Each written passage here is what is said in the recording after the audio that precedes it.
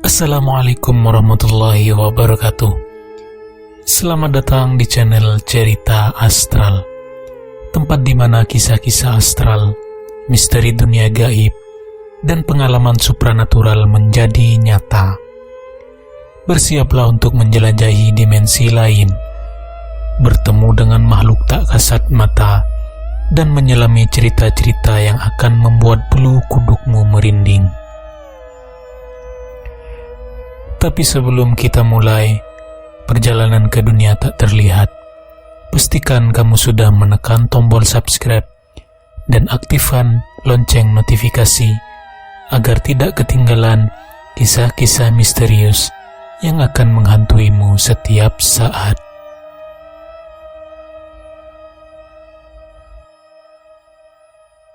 Teror Jarangkong di Kampung Senduro.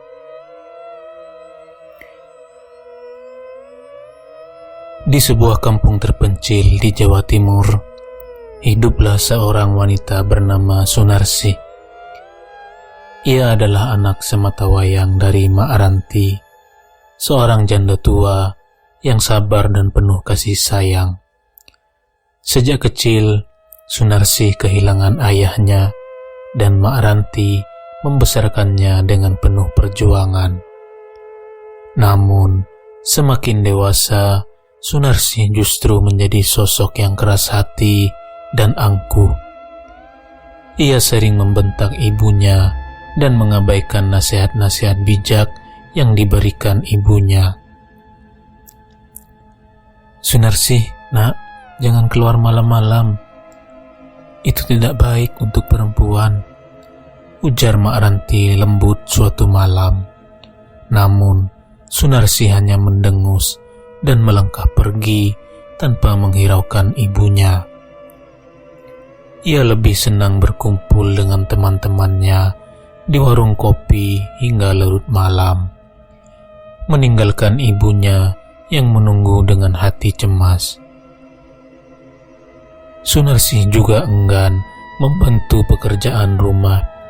Mak Ranti yang sudah renta tetap harus menanak nasi, mencuci pakaian, dan menyapu halaman. Setiap kali Mak Ranti meminta bantuan, Sunarsi selalu beralasan atau justru membentaknya. "Mak, sudah tua, jangan banyak omong. Aku tahu apa yang aku lakukan," hardik Sunarsi suatu hari ketika ibunya menegur karena Sunarsi sering menghabiskan waktu tanpa tujuan. Para tetangga yang menyaksikan perilaku Sunarsi hanya bisa menggelengkan kepala. Mereka kasihan pada Mak Ranti yang selalu sabar meski diperlakukan dengan kasar oleh anaknya sendiri. Suatu ketika, Sunarsi mulai jatuh sakit. Tubuhnya yang dulu segar perlahan menjadi lemah.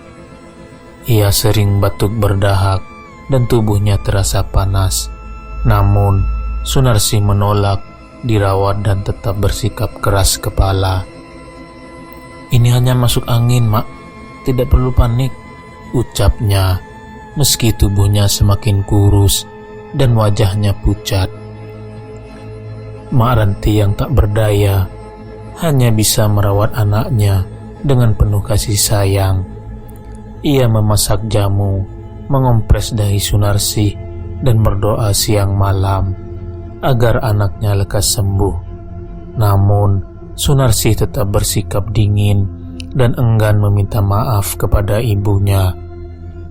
Hari demi hari, kondisi Sunarsi semakin memburuk. Hingga pada suatu senja, tepat saat matahari perlahan tenggelam di ufuk barat, Sunarsi menghembuskan napas terakhirnya. Mak Ranti menangis pilu di samping jasad anaknya. Warga kampung yang datang melayat pun merasa ngeri, sebab kematian di waktu senja diyakini sebagai pertanda buruk. "Arwah yang meninggal di saat matahari tenggelam tidak akan tenang," bisik salah satu ketua kampung. Namun, Mak Ranti yang diliputi duka tidak mempedulikan omongan itu. Ia hanya berdoa agar anaknya diterima di sisi Tuhan. Namun, warga kampung tidak tahu bahwa kematian Sunarsih hanyalah awal dari kengerian yang akan menimpa mereka.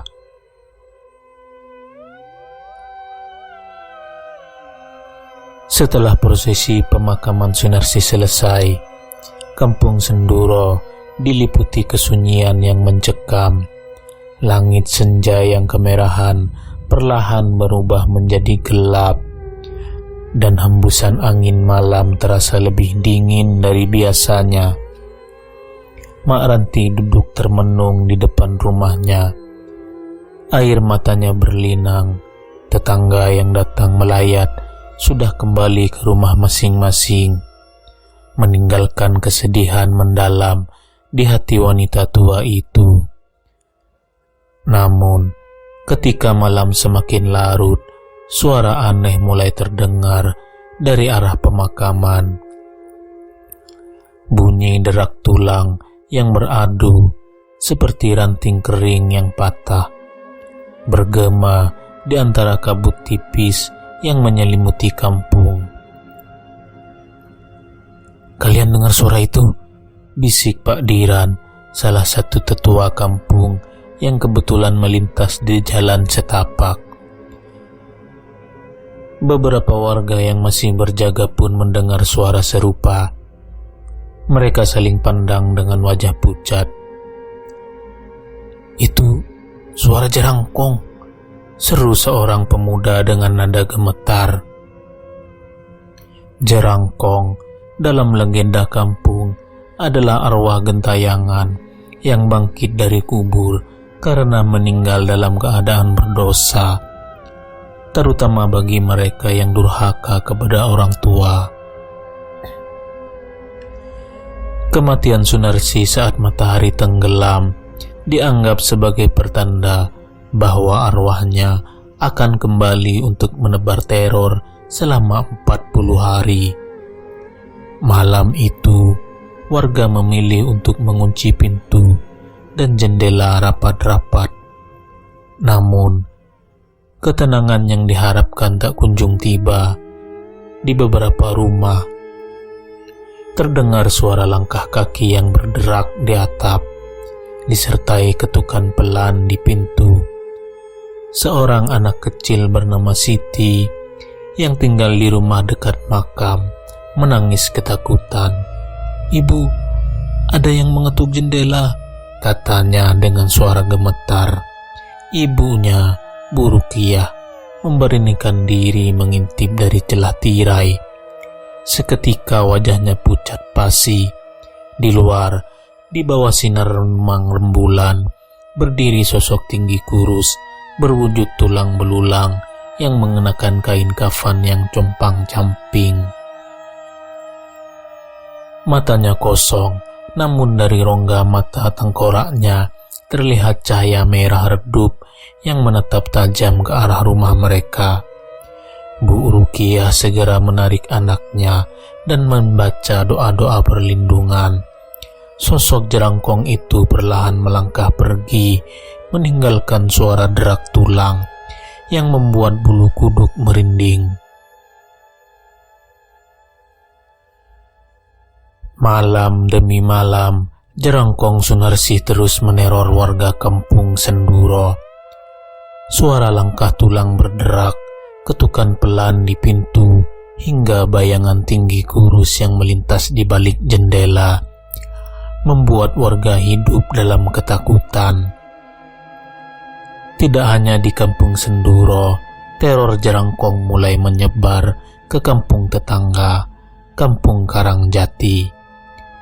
Beberapa warga yang berani pergi ke ladang bala malam hari mengaku melihat sosok jerangkong berjalan tertatih di antara pepohonan.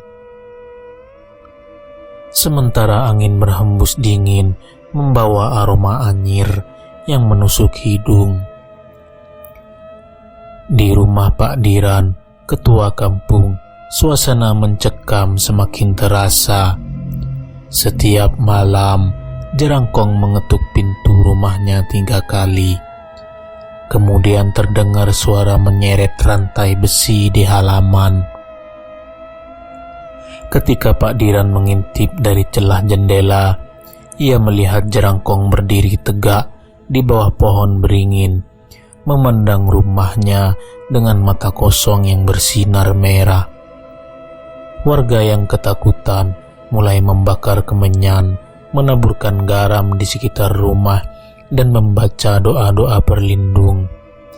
Namun, semua usaha itu sia-sia.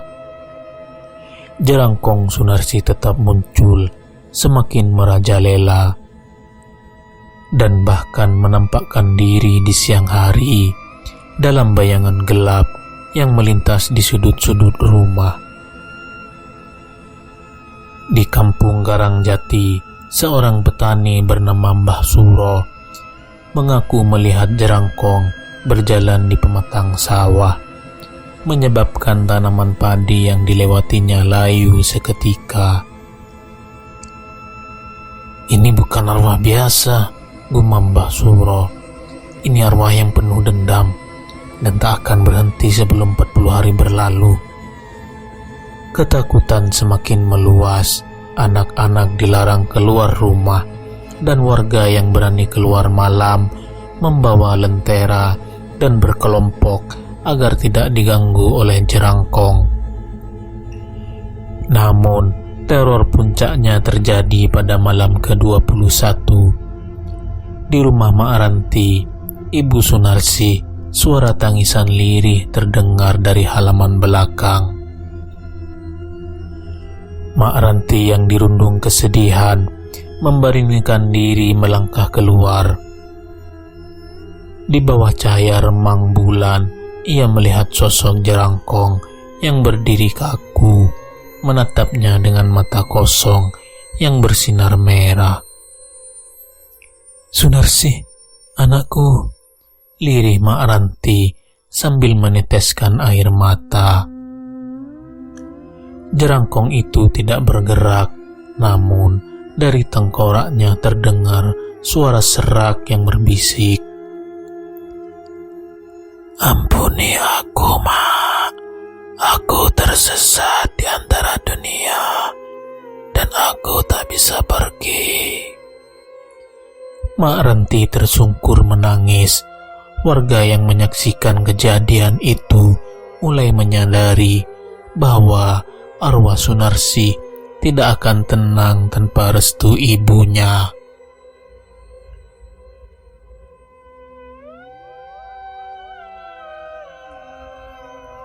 Malam berganti malam, teror Jerangkong yang terus berlanjut membuat warga semakin resah.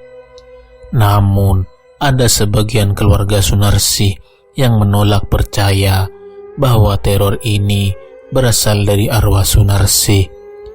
Mereka menganggap ini hanya akal-akalan warga untuk menjelekkan nama Sunarsi yang sudah meninggal. "Ini pasti ulah orang yang iri pada keluarga kami," ujar salah satu paman Sunarsi dengan nada marah.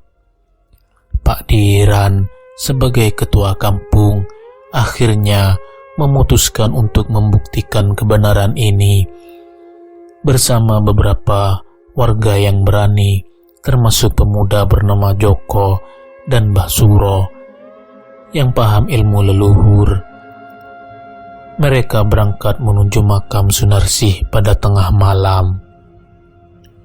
Dengan membawa obor dan perlengkapan doa, rombongan berjalan perlahan di bawah sinar remang bulan. Suasana di pemakaman terasa begitu mencekam. Angin malam berhembus dingin dan suara serangga malam seolah ikut berbisik ketakutan. Setibanya di makam Sunarsi, Mbah Suro memimpin doa untuk meminta perlindungan dari gangguan makhluk halus. Kemudian Joko dan beberapa warga mulai memanggil perlahan di sekitar pusara Sunarsi. Astagfirullah, seru Joko terkejut. Ketika tanah terbuka, kain kafan yang membungkus jasad Sunarsi tampak berantakan dan ada bekas goresan yang aneh di dalam liang lahat. Lebih mengejutkan lagi, tulang-tulang di dalam kafan terlihat bergerak sendiri, seolah ada kekuatan gaib yang mengendalikannya. Inilah bukti bahwa arwah Sunarsi memang belum tenang, ujar Mbah Suro. Warga yang menyaksikan kejadian itu merasa merinding. Bahkan Paman Sunarsi yang awalnya tidak percaya, kini gemetar ketakutan. Kami mohon ampun, Mbah. Kami salah menuduh warga, ucapnya dengan wajah pucat. Mbah Suro segera menaburkan garam dan air yang telah dibacakan doa-doa khusus ke dalam liang lahat untuk menenangkan arwah Sunarsi. Ia juga menancapkan kayu jati yang telah diberi mantra di atas makam sebagai penghalang agar jerangkong tidak lagi bangkit. Arwah yang tersesat karena durhaka hanya bisa tenang jika mendapat restu dari orang tua yang dizalimi, kata Mbah Suro. Pak Diran pun meminta Mak Ranti, ibu Sunarsi, untuk datang ke makam dan memberi maaf kepada arwah anaknya. Dengan penuh air mata, Mak Ranti berlutut di samping makam. Aku maafkan kamu, Nak. Aku ikhlas. Pulanglah dengan tenang, isaknya. Perlahan, angin malam yang tadinya terasa dingin berubah menjadi hangat. Suara derak tulang yang sering terdengar pun menghilang, dan suasana di pemakaman menjadi hening. Warga yang menyaksikan kejadian ini merasa lega. Mereka akhirnya tahu bahwa jerangkong yang selama ini meneror kampung memang benar berasal dari arwah Sunarsi yang tidak tenang. Sejak malam itu, teror jerangkong berhenti dan kampung Senduro kembali damai. Kisah Sunarsi menjadi pelajaran bagi semua orang untuk selalu menghormati orang tua dan meminta maaf sebelum ajal menjemput. Setelah kejadian di makam Sunarsi, suasana di kampung Senduro perlahan kembali tenang. Warga yang sebelumnya dicekam merasa takut, kini mulai berani keluar rumah pada malam hari.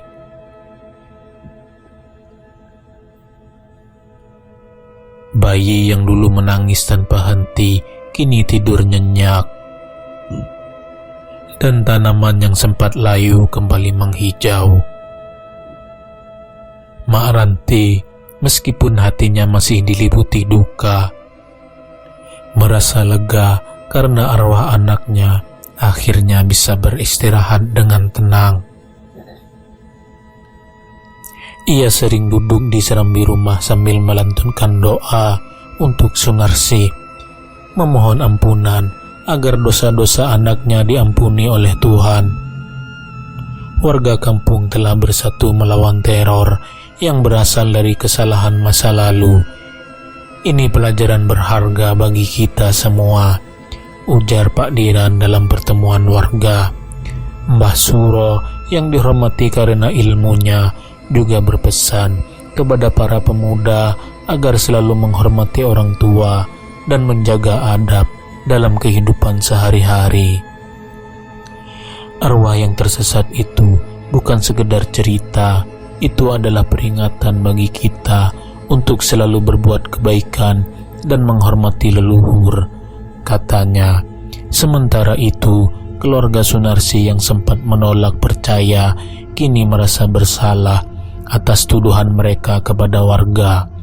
Mereka pun ikut menggelar tahlilan di rumah Mak Ranti sebagai bentuk permintaan maaf dan doa bersama untuk arwah Sunarsi. Hari ke-40 pun tiba. Warga berkumpul di rumah Mak Ranti untuk menggelar doa bersama, memohon agar Sunarsi diterima di sisi Tuhan. dan tidak lagi gentayangan sebagai jerangkong. Sejak saat itu, Kampung Senduro terbebas dari teror makhluk gaib. Namun, kisah jerangkong Sunarsi terus menjadi legenda yang diceritakan dari generasi ke generasi sebagai pengingat bahwa durhaka kepada orang tua membawa petaka. Bahkan setelah kematian, Mak Ranti pun menghabiskan sisa hidupnya dengan ketenangan, dikelilingi oleh warga yang menghormatinya dan selalu mendoakan arwah Sunarsi. Kampung Senduro kembali damai, tetapi suara derak tulang yang pernah menggema di malam hari akan selalu menjadi kenangan yang membekas di setiap warga.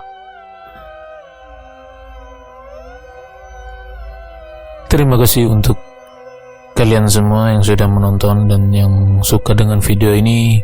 Jangan lupa dukung saya dengan cara klik tombol like dan tombol subscribe dan nyalakan notifikasi loncengnya agar mendapatkan notifikasi video-video kisah astral dan kisah cerita rakyat berikutnya.